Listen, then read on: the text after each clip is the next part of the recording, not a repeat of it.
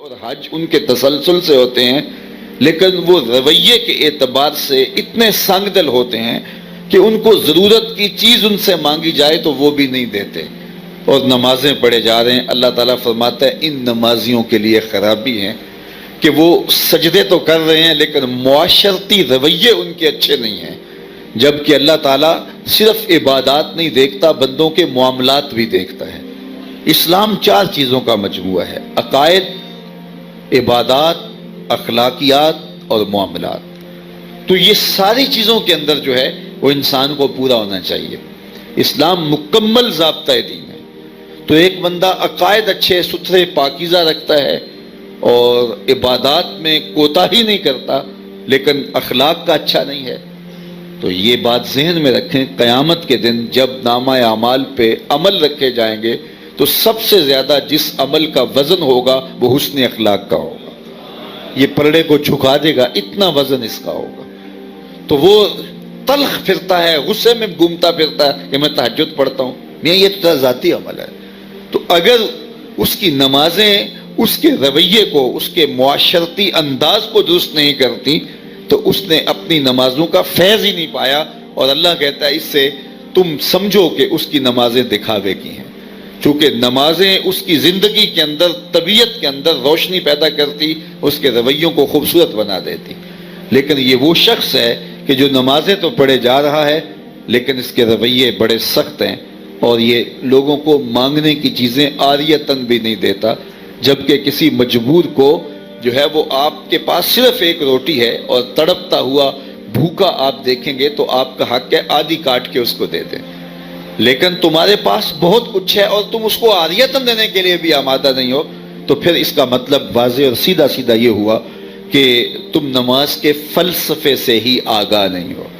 ہم جو نماز پڑھ رہے ہوتے ہیں، جو ہم کہہ رہے ہوتے ہیں، ہمارے الفاظ کے پیچھے اس کا فلسفہ ہوتا ہے، اور جو ہم لفظ بولتے ہیں وہ اتفاقاً نہیں بولتے کہ جو منہ میں آیا بول دیا گیا۔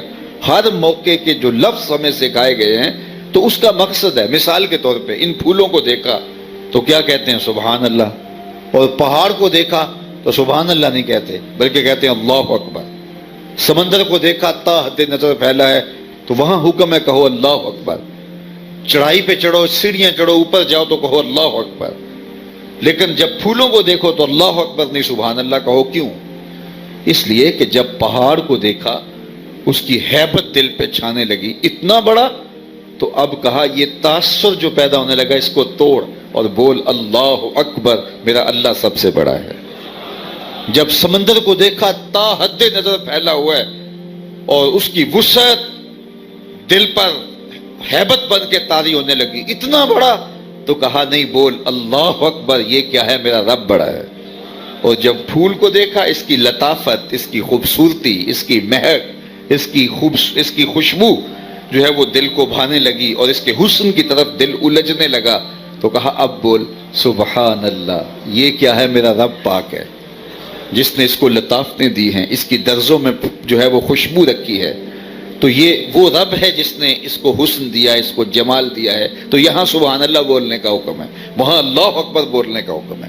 تو جو لفظ ہمیں جس موقع پہ بولنے کا کہا گیا ہے اس کے پیچھے ایک فلسفہ ہے، لیکن ہم اپنی نمازوں سے بھی آگاہ نہیں ہیں۔ روزانہ پڑھتے ہیں نا صلاۃ الفطر میں وَنَخْلَعُ وَنَتْرُكُ مَن يَفْجُرُكَ، اے اللہ جو تیرے حکموں کو توڑنے والا ہوگا، تیرا نافرمان ہوگا، اس سے ہمارا کوئی تعلق نہیں ہوگا۔ یہ روزانہ ہم عہد کرتے ہیں وَنَخْلَعُ وَنَتْرُكُ مَن يَفْجُرُكَ، ہم ترک کریں گے، ہم اس سے خلا کر لیں گے، اس سے ربط کم کر لیں گے، ختم کر لیں گے۔ کس سے؟ من یفجرک، جو بھی تیرے حکموں کو توڑنے والا ہوگا، جو بھی فاجر ہوگا۔ مسجد سے یہ پڑھ کے نکلے تو باہر گونڈا جا رہا تھا، ہم نے جھک کے سلام کر دیا، کسی نے کہا یہ کیا کہا جی، دنیا میں جینا بھی تو ہے نا۔ تو پھر کیا ہوا، وہاں کیا کہتے رہے اور یہاں کیا کہا؟ الیکشن کا زمانہ آیا تو ووٹ بھی اسی گنڈے بدماش کو دے دیا، تو پھر کیا فائدہ ہوا روزانہ طوطے کی طرح یہ پڑھنے کا کہ وَنَخْلَعُ وَنَتْرُكُ مَن يَفْجُرُكَ۔ تو جو ہم لفظ بولتے ہیں ان لفظوں کے پیچھے فلسفہ ہے۔ تو کہا فَذَلِكَ الَّذِي يَدُعُّ الْيَتِيمَ وَلَا يَحُضُّ عَلَىٰ طَعَامِ الْمِسْكِينِ فَوَيْلٌ لِّلْمُصَلِّينَ الَّذِينَ هُمْ عَنْ صَلَاتِهِمْ سَاهُونَ۔ یہ وہ لوگ ہیں جو اپنی نمازوں کے فلسفے سے ہی آگاہ نہیں ہیں۔ ہمارے بزرگ فرماتے تھے کہ جب بندہ نماز پڑھنے لگتا ہے نا تو سب سے پہلے ہاتھ اٹھاتا ہے۔ تو ہاتھ اٹھانے کا کیا مطلب ہوتا ہے؟ جب کوئی آپ کے مقابلے میں آئے تو آپ ہاتھ کھڑے کر لیتے ہیں، تو اس کا کیا مطلب ہے کہ میں مقابلہ نہیں کر سکتا۔ پہلے ہاتھ کھڑے کر لیے، پھر کانوں پہ لگائے۔ کانوں پہ لگانے کا کیا مطلب ہے؟ میری توبہ، جو پیچھے گزر گیا میں اس سے بھی رجوع کرتا ہوں۔ پھر ہاتھ باندھ گئے، آگے ساری زندگی مالک تیری اطاعت میں گزاروں گا۔ پھر اس کے بعد رکوع میں چلا گیا، پھر اس کے بعد سجدے میں چلا گیا۔ اقصی غایت التذلل والخشوع، سب سے زیادہ ذلت یہاں ہے۔ اور پھر سجدے میں کہا کیا؟ دیکھو، انسان کے اشرف اعضاء سر میں ہیں، سوچنے کی قوت دماغ سر میں، دیکھنے کی قوت آنکھیں سر میں، بولنے کی قوت زبان سر میں، سننے کی قوت کان سر میں، سونگھنے کی قوت ناک سر میں، اور سر مالک کے در پہ۔ ناک بھی رگڑ رہا ہے، پیشانی بھی رگڑ رہا ہے، یہ ہے اس کا رویہ۔ قول سے کیا کہہ رہا ہے؟ سبحان ربی الاعلی، تجھے پاکی ہے، تو سب سے اعلیٰ ہے۔ عملاً اپنے آپ کو سب سے نچلے درجے پہ، اس سے بڑھ کے ذلت کا درجہ نہیں ہے۔ تو کہا مالک دیکھ، مجھ سے نیچا کوئی نہیں، تیرے سے اونچا کوئی نہیں۔ اگر اس سجدے کے فلسفے کو سمجھ گیا تو پھر مسجد سے باہر نکل کے اکڑ کے چل ہی نہیں سکتا، کبھی ہو ہی نہیں سکتا اگر اس نے سجدے کے نور کو پا لیا۔ لیکن نماز پڑھی، لیکن نماز کے فلسفے سے ہی آگاہ نہ رہے۔ اور رویہ یہ ہے، طرز زندگی یہ ہے کہ کوئی برتنے کی چیز مانگنے آ جائے تو ہم وہ بھی نہیں دیتے ہیں، اور عجیب رنگ اور عجیب رویے ہیں ہمارے۔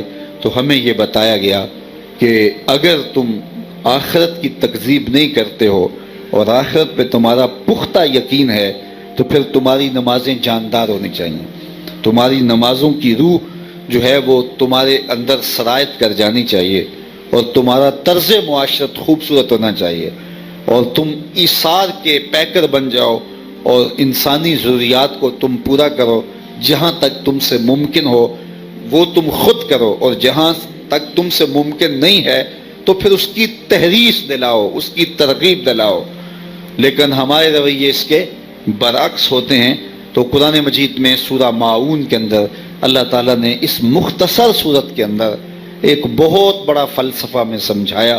کاش کہ ہم اپنی نمازوں، اپنے جو ہے وہ اذکار اور اپنی دیگر عبادات کے فلسفے کو سمجھیں کہ ہماری عبادتیں اور ہماری نمازیں، ہمارے حج، ہمارے عمرے، ہمارے روزے اور دیگر امور خیر